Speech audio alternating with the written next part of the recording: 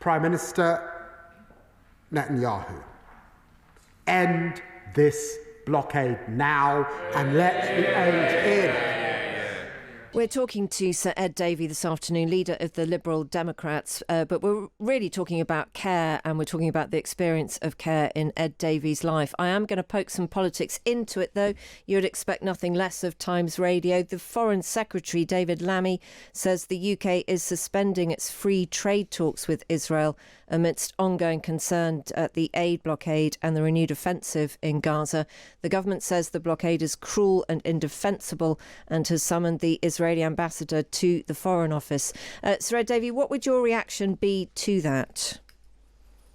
Well, I agree with the government's actions here. What is happening in Gaza is beyond shocking, with so many people at risk of famine, people starving, not to mention the innocent people who are being killed. I don't believe we can do anything other than act now and be really strong with the Netanyahu government. In many ways, we should have been doing this some time ago. We actually cropped up in the House just an hour or two ago when the Prime Minister was giving his statement, and I said I supported the work that the Prime Minister is now doing with President Macron and Prime Minister Carney, and urged him that as we continue working with others to put pressure on the Netanyahu government, that we consider recognizing the state of Palestine. I think that would make quite a big diplomatic pressure onto Israel.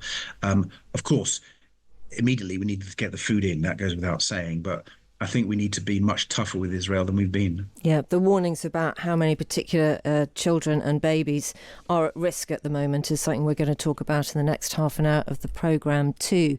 The Liberal Democrats are now polling above the Tories. I'm sure you've got bunting out at Lib Dem HQ. If at the next election, Sir Ed Davey, you're on maybe 80 MPs, Labour slips to below 300, Keir Starmer calls you to say, come on, let's keep Nigel Farage out of Downing Street. What's the answer? Well, the answer at the moment is to focus on the day job of making sure we have many, many more Liberal Democrat MPs. Yes, but let's say that works, Sir Ed Davey. Let's say that's worked and we cast our eyes to the future. Well, I think you're not being ambitious enough for the party. I approached this question in the last Parliament, when I was asked it many times, by saying, look, my job is to focus on the concerns of voters now and their top concerns. We did that. We talked about health and care. We talked about the cost of living. We talked about sewage. We were really listening to people, and in the communities where we were really fighting, mainly against the Conservatives, sometimes against the SNP, we managed to come through. People heard that with our great local candidates, and we won 72 MPs, the best performance for the party for over 100 years, surprised the pundits, and let me be frank, I think we surprised ourselves, actually. But I think in the current political environment, the chances for us to do even better are huge. I won't put a number on it, but I'm not going to limit our ambition. I think we've overtaken the Conservatives in local government. We can absolutely overtake them at the next election. And if we can show to people what we stand for, I've really been focused on that. It's one of the reasons why I'm talking about care today. I think we have some really fresh ideas for how we would help family carers, and then social care, and then the NHS with a knock-on impact for the economy. I think if people hear that narrative, I think we can help rebuild the trust in politicians, in politics, and show that actually there are answers. Because at the moment, people don't think there's any answers out there. But is it helpful? Is it helpful for Nick Clegg, former Deputy Prime Minister and your colleague, to air his views on the topic of coalition? He is saying at a speech today, one day you, as in the Lib Dems, will again need to decide whether political capital should be used in government or nurtured in opposition. His enduring hope is that you do go into coalition.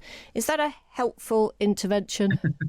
Well, look, I respect Nick and enjoyed working with him, and I'll read that speech sometime. But I mean, the truth is, our focus will remain on the voters. It proved very successful in the last parliament and in the last election. Of course, I'm interested in power. I mean, it'd be crazy not to be, because that's the only way you can help people, right? And one thing I'm really proud of is we now run many more councils, and councils have power, quite rightly, and they're more Liberal Democrats putting Liberal Democrat values and policy priorities into action for their communities because of that successes. And when the time comes, I'm hoping that we will have the MPs to be able to deliver on our policies. But you can do that, by the way, from the opposition benches as well as being in government. I've had a long time in Parliament. I've seen strong opposition parties delivering on their agenda. So what I'm reading from this, Red, is it's not a no, but it's not a yes, and it's very much we'll talk again. Can I just ask you something about Nick Clegg? You did know him very well. Essentially, he's a man who tanked your party. I know you were there too. He left to take up a job at Meta for millions of pounds a year, a company that many of us as parents would like to have seen respond to genuine concerns about the serious harms of their products to our children. Something that, as a politician, I think Nick Clegg would have railed against too. But he hasn't. He's now come back in to have thoughts about the party he left behind. It's almost as if these are the actions of a self-serving man. Is he? I don't think he is. Listen, I think it will be very interesting when he starts talking about the problems of social media.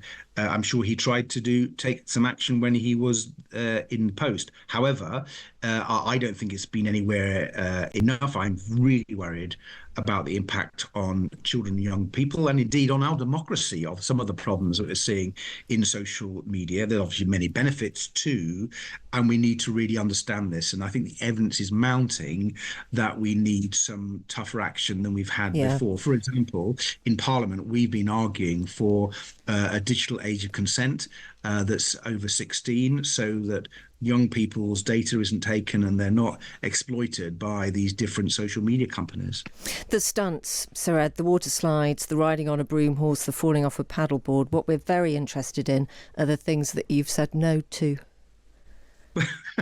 Well, I haven't actually said no to anything, but I think they censor things before they get to me. They gave me a choice, actually, in the end of the last campaign. Did I want to skydive or did I want to bungee jump? And you know that I opted for the latter. But skydiving, we haven't dismissed it. OK, right. Well, top line from this interview. Sir Ed Davey, thank you for talking to us this afternoon. I really enjoyed reading your book, and as Jane and I have both said, it's a book that everybody should read, because you do not know when the caring arm is going to reach towards you and really need you to understand. Ed Davey's book is called Why I Care and Why Care Matters. Prime Minister Netanyahu, end this blockade now and let the aid in. Regrettably, Madam Deputy Speaker, despite our efforts, this Israeli government's egregious actions and rhetoric have continued. They are isolating Israel from its friends and partners around the world, undermining the interests of the Israeli people, and damaging the image of the State of Israel in the eyes of the world. Therefore, today, I'm announcing that we have suspended negotiations with this Israeli government on a new free trade agreement. We will be reviewing cooperation with them under the 2030 bilateral roadmap. The Netanyahu's government's actions have made this necessary, Madam Deputy Speaker. Today, my honourable friend, the Minister for the Middle East, is summoning the Israeli ambassador to the Foreign Office to convey this message. We restored funding to UNRWA.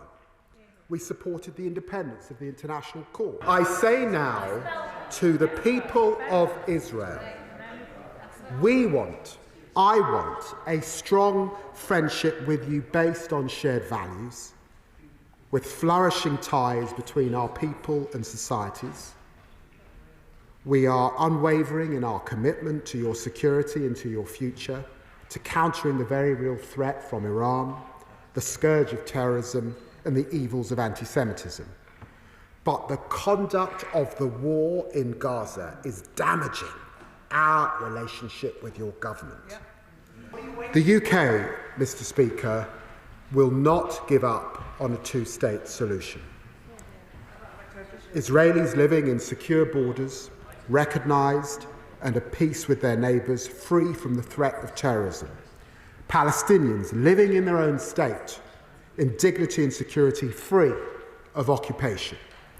The two-state solution remains the ideal framework, indeed the only framework for a just and lasting peace. Since entering office, we've taken concerted action in Gaza. Today, we are therefore imposing sanctions on a further 3 individuals and 4 entities involved in the settler movement.